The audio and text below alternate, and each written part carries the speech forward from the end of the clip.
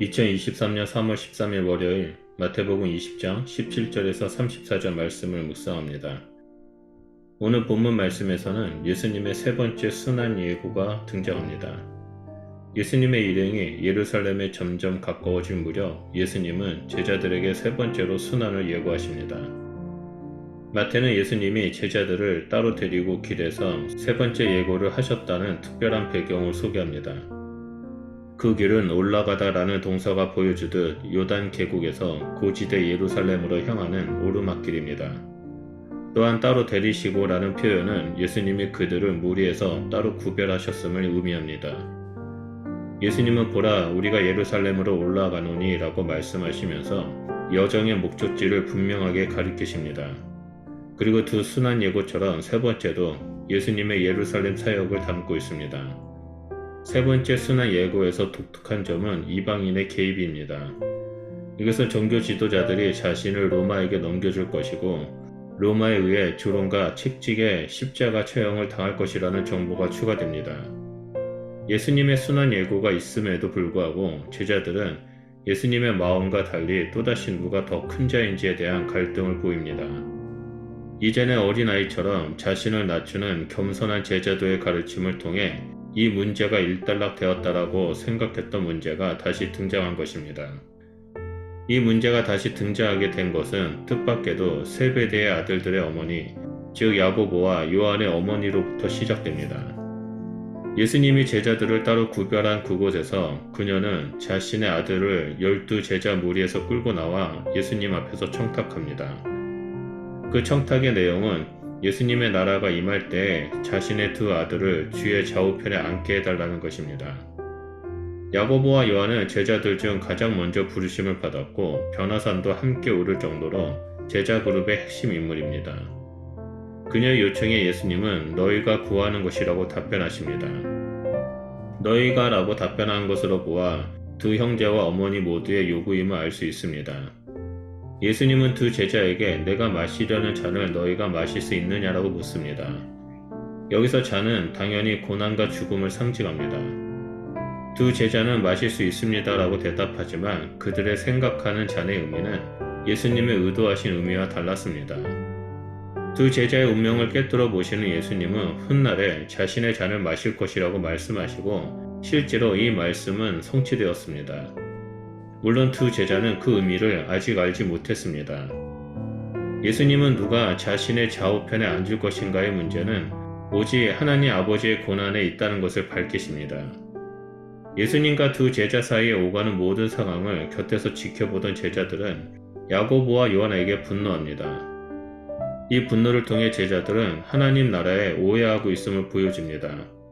그런 제자들의 태도를 보신 예수님은 분노하지 않으시고 오히려 그들 모두를 다 부르셔서 다시 한번 지금 자신이 가고 있고 또 제자들이 따라야 할 그 길을 친절하게 설명해 주십니다.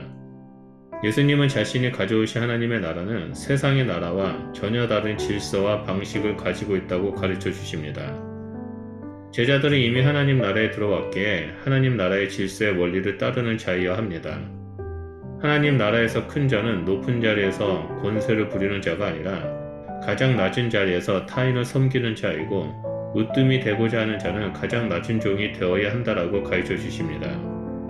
여기서 큰 자와 섬기는 자, 으뜸과 종을 쌍으로 대조하며 예수님의 가시는 길 그리고 제자들이 따라야 할 길은 섬김의 길이요 종의 길임을 알려주십니다.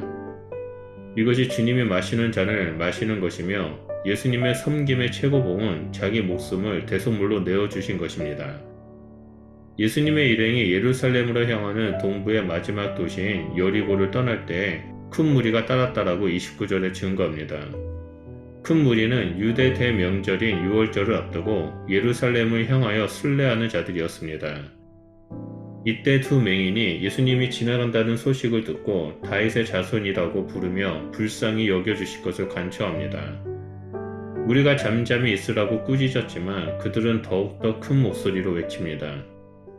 예수님은 발걸음을 멈추고 두 맹인에게 어떻게 해주길 원하냐고 물으시자 그들은 주저없이 눈뜨기를 원한다고 답합니다.